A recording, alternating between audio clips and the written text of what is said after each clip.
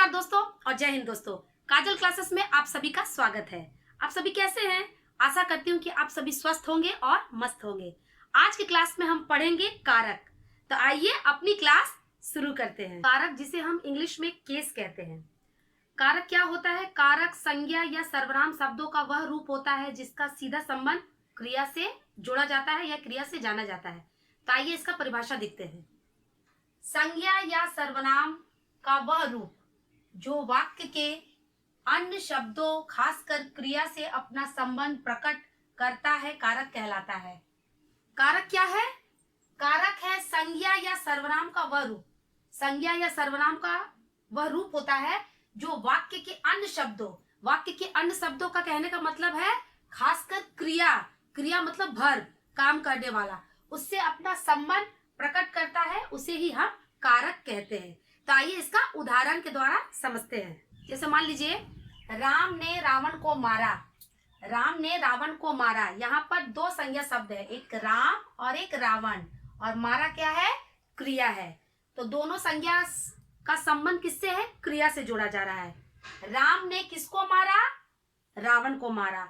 रावण को किसने मारा? राम ने मारा। तो इन दोनों संज्ञा का संबंध क्रिया से जोड़ा जा रहा है। तो यहाँ पर ने और को, ये क्या है? ये है कारक है। ठीक है। तो जब भी संज्ञा या सर्वनाम का संबंध हम क्रिया से जोड़ते हैं या क्रिया से जोड़ा जाता है तो उसे ही कारक कहते हैं। आइए अब हम कारक के भेद पढ़ते हैं। कारक के कुल 8 भेद होते हैं। कारक को प्रकट करने के लिए संज्ञा और सर्वनाम के साथ जो चिन्ह लगाए जाते हैं उन्हें हम विभक्तियां, चिन्ह या फिर परसर कहते हैं। तो आइए एक एक करके उन सभी भेदों को पढ़ते हैं। कारक के भेदों में पहला जो भेद है उसे कहते हैं हम कर्ता कारक। वो क्या है? कर्ता कारक। कर्ता कारक। इसका विभक्ति चिन्ह क्या होता है? इसका विभक्ति चिन्ह होता है ने। कर्ता कारक का विभक्ति चिन्ह होता है ने। कर्ता कारक मतलब जो काम करता है,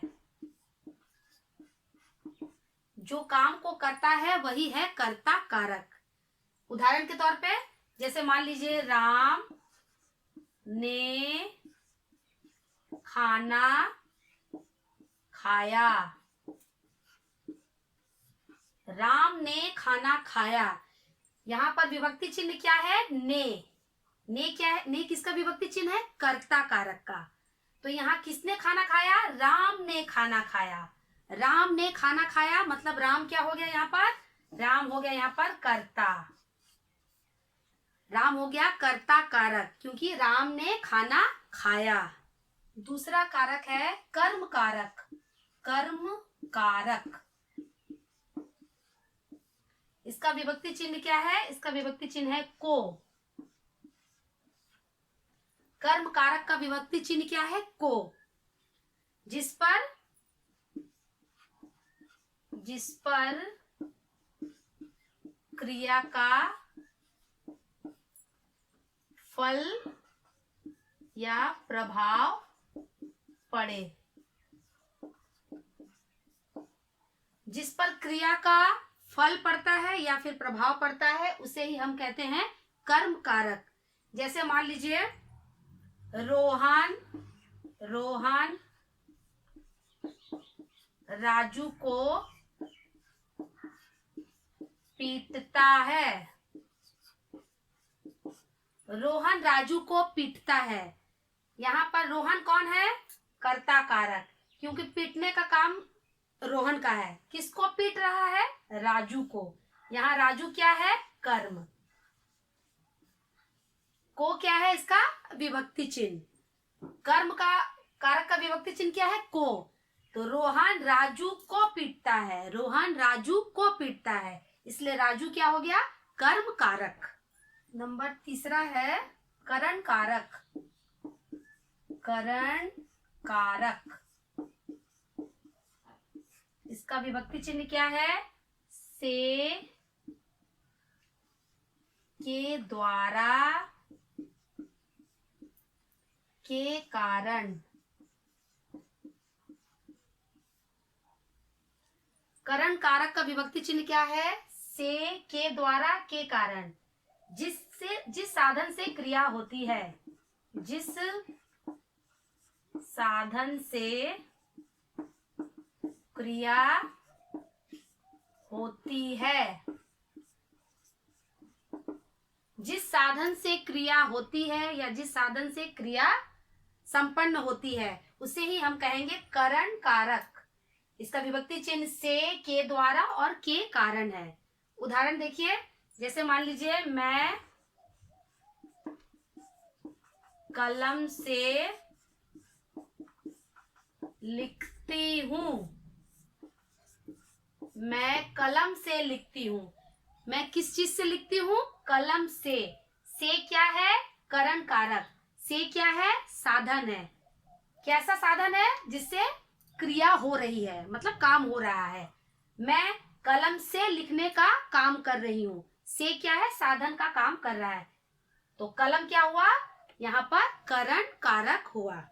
संप्रदान कारक, संप्रदान कारक, इसका विभक्ति चिन्ह क्या है? को के लिए, को के लिए, जिसके लिए कोई कार्य किया जाए, जिसके लिए कोई कार्य किया जाए।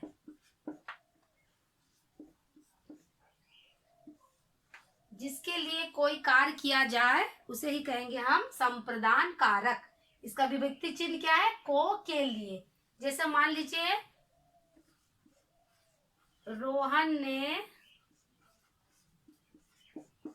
राजू को पुस्तक दी, पुस्तक दी। रोहन ने किसको पुस्तक दी? राजू को।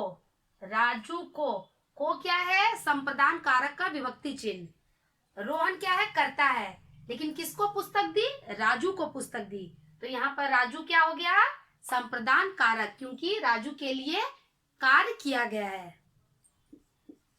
अपादान कारक, अपादान कारक, इसका विभक्ति चिन्ह क्या है? इसका विभक्ति चिन्ह है से। से मतलब अलग होने के लिए। अपादान कारक, इसका विभक्ति चिन्ह क्या है? से मतलब अलग होने के लिए। क्रिया करने में कोई वस्तु अलग हो जाए, क्रिया करने में कोई वस्तु अलग हो जाए। क्रिया करने में अगर कोई वस्तु, काम करने में कोई वस्तु अलग हो जाए तो उसे ही हम कहेंगे अपादान कारक। जैसे मान लीजिए पेड़ से पत्ते गिरते हैं, पेड़ से पत्ते गिरते हैं, ठीक है? कहां से गिरते हैं? पेड़ से गिरते हैं। ये जो से है वो क्या है? अपादान कारक, क्योंकि पेड़ से पत्ते गिरकर अलग हो गए, ठीक है? क्रिया करने में कोई वस्तु अलग हो जाए, काम करने में कोई चीज हट जाए, अलगाव हो उसका, तो उसे ही हम कहेंगे अपादान कारक। और इसका विभक्ति चिन्ह है से, मतलब अलग होने के लिए। अधिकरण कारक, अधिकरण कारक, इसका विभक्ति चिन्ह क्या है? में, पर, में और पर। क्रिया करने का, क्रिया करने का स्थान या फिर आधार। क्रिया करने का स्थान या आधार, जहां पर क्रिया संपन्न हो रही है उसका स्थान या आधार को हम लोग कहेंगे अधिकरण कारक। इसका विभक्ति चिन्ह में और पर है। जैसे मोहन छत पर, मोहन छत पर बैठा है। मोहन कहाँ पर बैठा है? छत पर।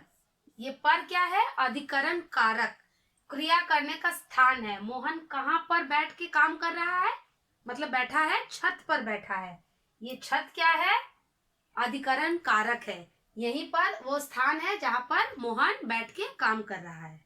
और इसका विभक्ति चिन्ह है में और पर। संबंध कारक,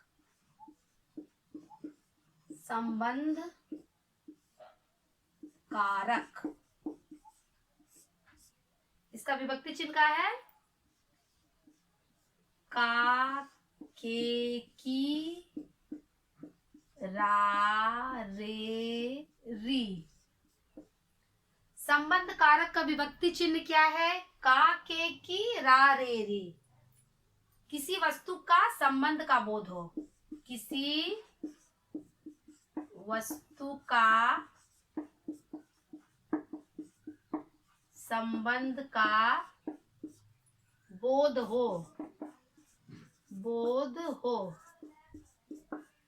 किसी वस्तु का संबंध का अगर बोध होता है तो उसे हम क्या कहेंगे? संबंध कारक। और इसका विभक्ति चिन्ह है का, के, की, रा, रे, री। जैसे मान लीजिए रतन का घोड़ा दौड़ता है। रतन का घोड़ा दौड़ता है, ठीक है। किसका घोड़ा दौड़ता है? रतन का। ये क्या है? यह है संबंध कारक, ठीक है। रतन क्या करता है? घोड़ा को दौड़ाता है, मतलब रतन का घोड़ा दौड़ रहा है। यहाँ पर संबंध है रतन का घोड़ा से। ये का क्या है?